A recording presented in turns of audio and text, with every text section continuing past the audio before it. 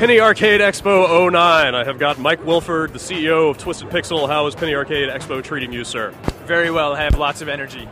So I hear. What's your secret? I'm just tricking. I'm actually very tired and about to fall down and pass out. I need to learn from you. So, so this was going to be a big sort of top-level, big-picture interview about how you guys have built up from practically nothing. But then you guys decided to go and announce your new game here at PAX. So instead, just tell us what it is. Sure. Yeah, we're revealing today at 4 and all 3 days of the show at 4 o'clock. We're going to show a very short reveal video of our new game called Comic Jumper. And yeah, that's kind of all. We can't really say too much yet. So there is a video. I can confirm.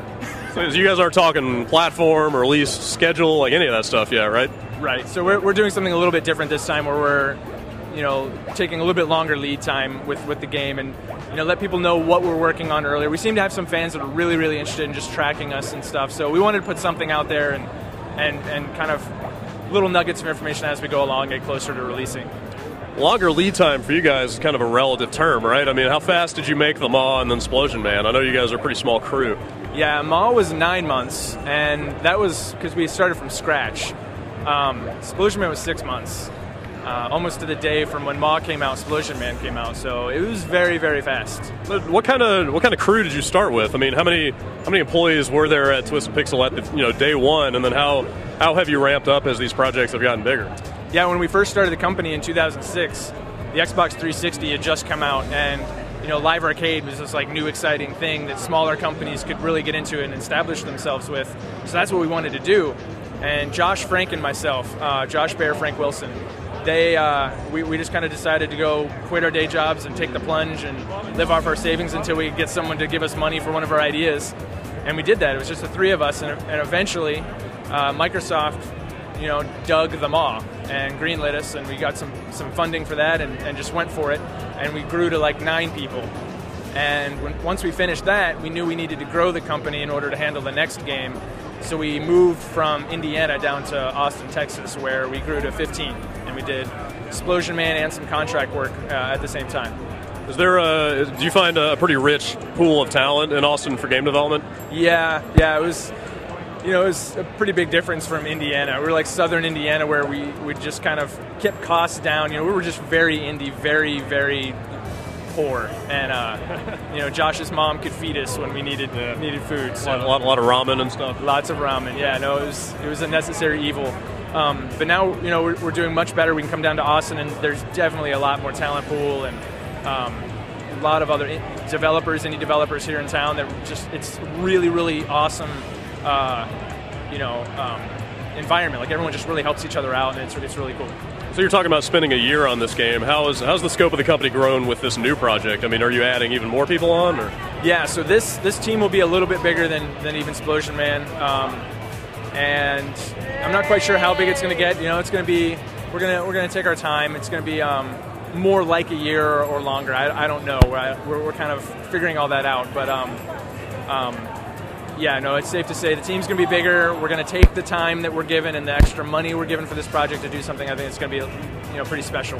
Very cool. So you guys have brought something along that I feel like veterans of Splosion Man, need to see. Can you just explain what the hell's going on down here? Sure. This is my buddy Sean Conway. He's one of the level designers on Splosion Man, and he's kind of evil. He kind of wants to make people angry and sad, and so he made a couple levels that are kind of masochistic, and people wanted to get their energy out, and we had people fans write in, and they were like, I want to know who designed that level, and I want to be able to talk to them about it. So we decided, let's print out his face, put it on a punching bag, and let people work out their frustrations. Yeah. Do you guys have do you have any more ideas for cultivating this kind of two-way dialogue between you and your community? Or? That's a really great question. I feel like we're not doing a very good job at that right now. We don't really even have a forum on our website. But now that we're announcing Comic Jumper so early, and we want to keep putting out piecemeal information all along the way, that's important, way more important than it ever was before. So yeah, we're going to start doing that more and really getting the two-way communication going.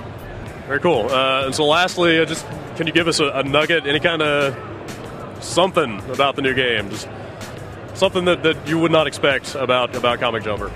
Well, I can tell you, the main character, Captain Smiley, he's not just one personality. He actually has to deal with this secondary character that's embedded in his chest named Star.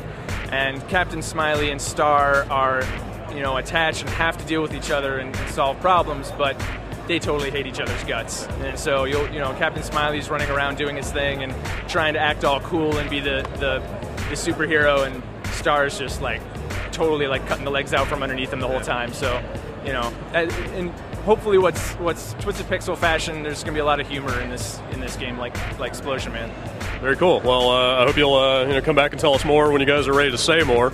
Absolutely. But for now, let you guys get back to your fabulous merch table here, and we'll get back to enjoying PAX. Thanks for your time. Yeah, thank you very much. All right, wait a minute. There's one thing that I forgot to ask, but we have to get this on the record.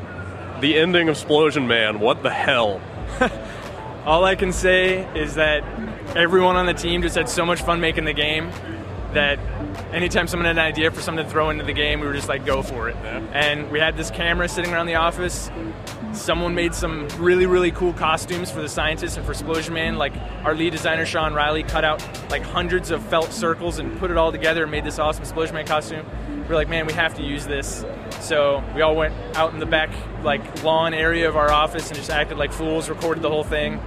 And yeah, it's just kind of, we wanted to make the most ridiculous game possible. So are we going to see more of these like weird meta shenanigans going on in the new game?